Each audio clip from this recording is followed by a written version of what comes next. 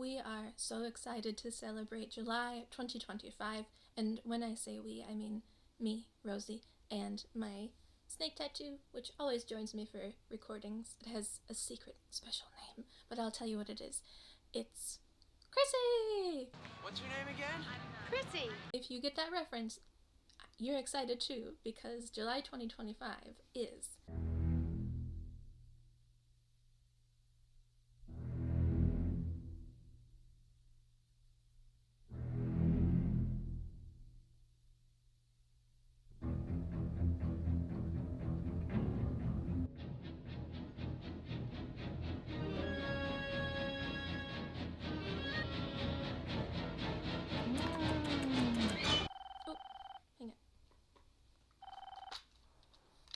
Hello? Hey, sis. Brother! You didn't do the weird kissy thing with the dolls, No. did you? Okay, cool. Because this is our, first video, and we're building a new audience, trying to get some rapport. Mhm. I just think hitting them with the Richard Dreyfuss doll in the first 5 minutes of meeting you is maybe a bit challenging, Okay, understood. even without the kissing. Understood. Alright, talk to you later. Bye. Okay. Jaws was a very formative film for me growing up. I grew up watching a lot of blockbusters with my family, including Jurassic Park, which is another Steven Spielberg film. I was super into sharks, dinosaurs, Egyptology. Those are all, I hear, pretty common childhood phases that I have just kind of never grown out of. I used to have a ton of shark facts memorized and shark books. I thought this would be a perfect month to talk about my experience with reading the novel Jaws by Peter Benchley. I hated it. I hated that book. But I kept on reading. My husband kept on asking me, why don't you just stop reading? And I don't know, something was driving me to complete it. I felt like I really wanted to. I kept on giving it too many chances, I think. I kept on wanting the novel to be like the film, or to contain the parts of the film that I loved and appreciated, and it just never happened for me. I would like to talk about the book review when you hate the book. Farewell and adieu to you fair Spanish ladies. Jaws was published in 1974 by this guy, Peter Benchley, who you might recognize from the film as the reporter. The movie makers didn't change a whole lot. The basic plot is the same. We have Chief Brody, who is a newcomer in this small beach community of amity, which means friendship. The town is terrorized by this man-eating shark. Dr. Matt Hooper comes to town to help with this shark problem and get more information. Ultimately, Chief Brody and Dr. Hooper team up with Quint, the sea captain, who has a vendetta against sharks. He hates them and fears them because of his experiences in World War II, which is, if you haven't seen the film, Google that clip. Robert Shaw is the actor. You can just Google Quint's speech, Jaws. It's like probably maybe like one of the scariest parts of the film. No wonder he's traumatized. And sometimes the shark would go away. Sometimes he wouldn't go away. Sometimes that shark, he looks right into you, right into your eyes. You know the thing about a shark, he's got lifeless eyes, black eyes, like a doll's eyes.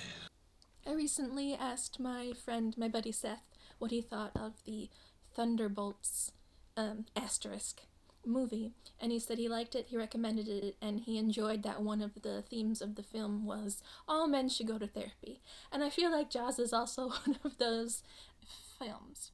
Nerd cop, nerd, shark nerd, rich shark nerd, and traumatized tough sea captain brought together by this adventure, and that's one of the big draws for me, is seeing the character connections. They have learned and grown from from working together.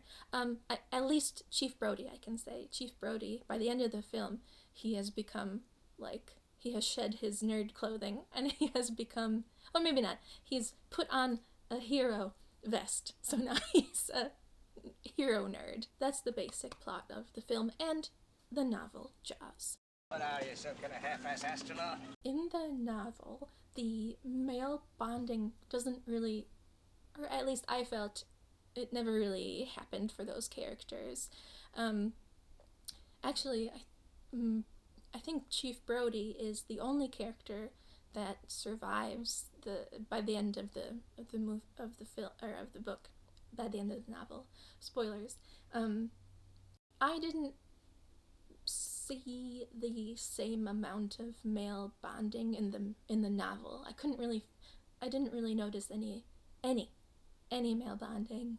When I say that, I mean the characters kind of overcoming their differences, because they're all they're from different socioeconomic background, different careers, different Walker, Coast Guard. Coast Guard, this is the Orca, do you read me?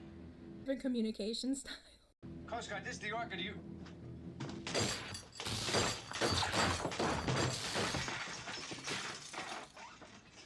Excuse me, Chief. That's great! That's just great! Now where the hell are we, huh? Because they're working on Quint's boat, the Orca, they have to, like, Chief Brody has to learn about sailing from scratch. Matt Hooper knows a little bit, because he's been sailing since he was a kid, and now his job is to study sharks, so he's on boats all the time. And Quint is this, like, that's like part of it. He could probably run a ship blindfolded. By going through that learning experience and working to find the shark and maintain the ship, maintain the Orca, they learn how to work as a team, and they share stories, and they learn about each other a little bit, like especially Quint with that speech about the SS Indianapolis. The drink to your leg scene is great. You want a drink? Drink to your leg? I'll drink to your leg. Okay, so we drink our legs.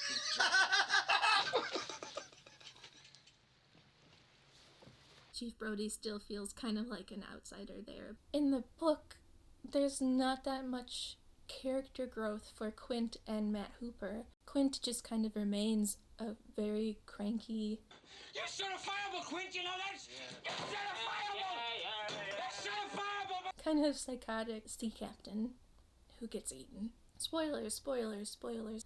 And then Matt Hooper also gets eaten, so it's just Chief Brody in the end, swimming towards the shore.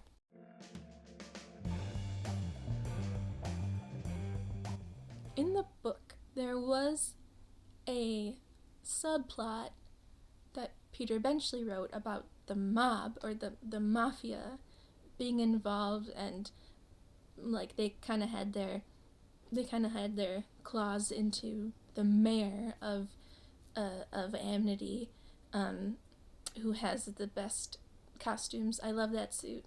There's a comedian I like, his name's Paul F. Tompkins, and he had that suit, a mayor suit, custom made. I want one real bad. I'd wear it all the time.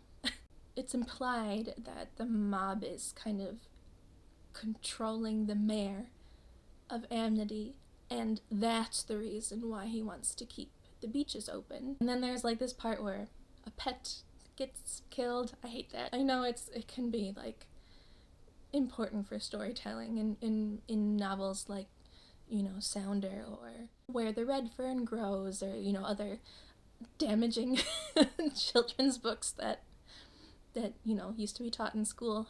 Are they still taught in school? I don't know. Let me know. I get if it's like central to the plot, if a pet or animals get done in, but this, I felt like it wasn't justified. They could have, it was like a threat that one of the kid's cat like shows up DED in front of their doorstep, and it's like, I wasn't worth that. It wasn't even, I felt like the idea of the mob threat wasn't developed enough to kill a cat over it. I was kind of angry at the author for that. Matt Hooper in the book is very different. In the novel, he's also rich. He studies sharks. That is the same. In the novel, a little more full of himself, I'd say. He engages in this affair with Mrs. Brody, and I feel like the Matt Hooper from the film wouldn't do that. I feel like he and Chief Brody become like friends, and friends shouldn't do the adultery with other. Friends don't let friends adultery.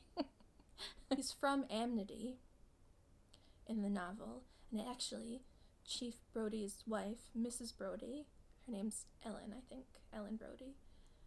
Ellen Brody babysat Matt Hooper when they were, like in her teens, when he was a kid. In the novel, the Brodies are having marital struggles, and then there's this very problematic scene where, hey, heads up to any teachers who are watching this and want to, like, recommend Jaws, or, like, you have a student who is considering reading Jaws for a project. Just know. It's maybe like 2 sentences, so it's not a deal breaker, but just so you and the student and any parents or guardians are aware. There was a problematic bit that you should know about, just to, like I said, just to be prepared. It creeped me out, though.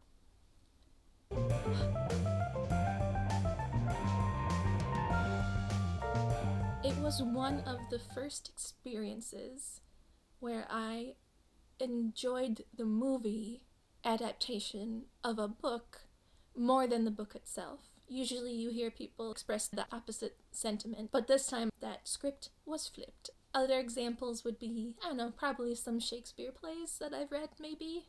I definitely liked Kenneth Branagh's As You Like It, set in whatever that was, 1800s Japan, I think.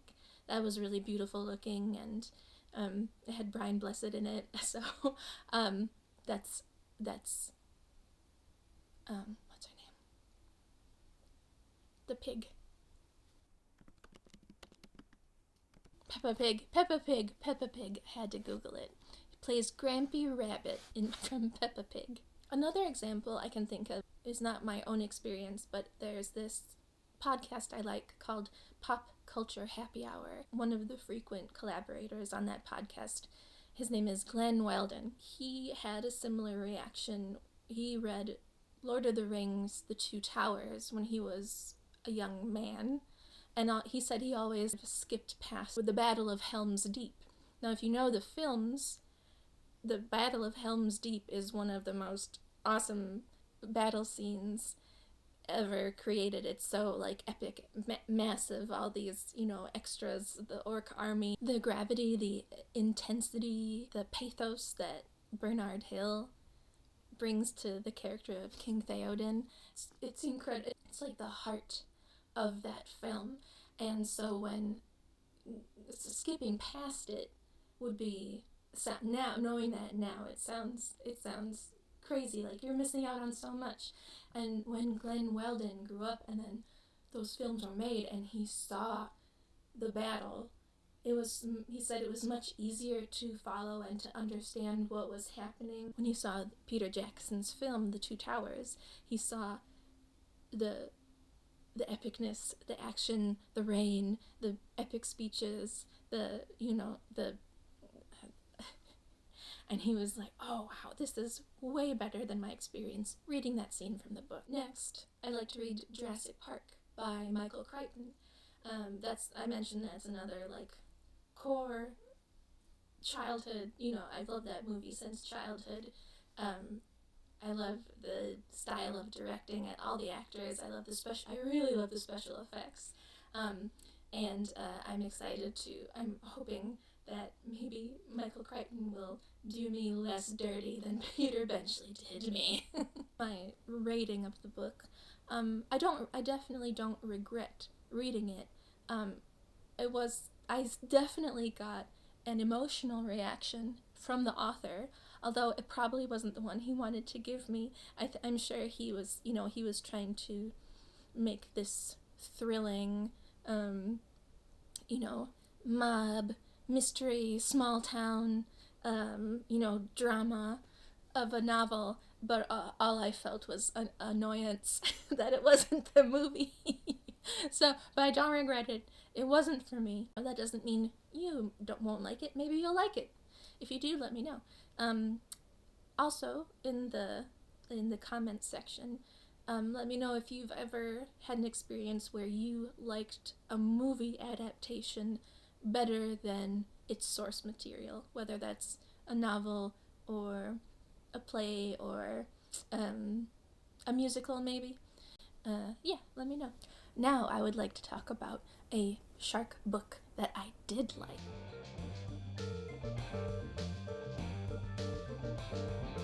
Everything is Teeth by Evie Wyld and illustrated by Sumner. This is a graphic novel memoir. So Evie is from England, I think, but she would spend her childhood in Australia. I would say it's not like happy. It's not a happy childhood story. It's thoughtful and very imaginative. And as one of the reviews says, from the Sydney Morning Herald, eerily intimate. I felt a connection with this author, or the character of Evie. I think it's safe to say that I felt a connection with the author, since this is a memoir. She had very similar anxieties to mine when I was a child, like when her dog doesn't come up on the couch when they're watching Jaws, and she's worried about her dog. There's a part where she also talks about watching Jaws with her family, and those scenes, those like very iconic shots, are illustrated. Yeah, I really connected to her, even though she grew up halfway around the world from where I grew up. My favorite bits of Everything is Teeth: we were interested in the same things, sharks. We were anxious about the same things, everything. We had, maybe some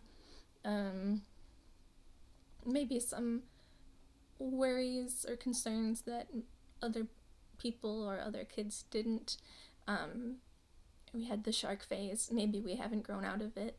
I also really like that the book is partially dedicated to this group of shark attack survivors for shark conservation. I really like that, because if you are also still in your childhood shark phase, you'll know that they're just animals doing what they do, and you really shouldn't, yes, be respectful, but you don't really have to fear them or hurt them or hunt them. One reason I really liked this memoir, the graphic novel memoir, was that as I was reading, I thought, oh, she's like me.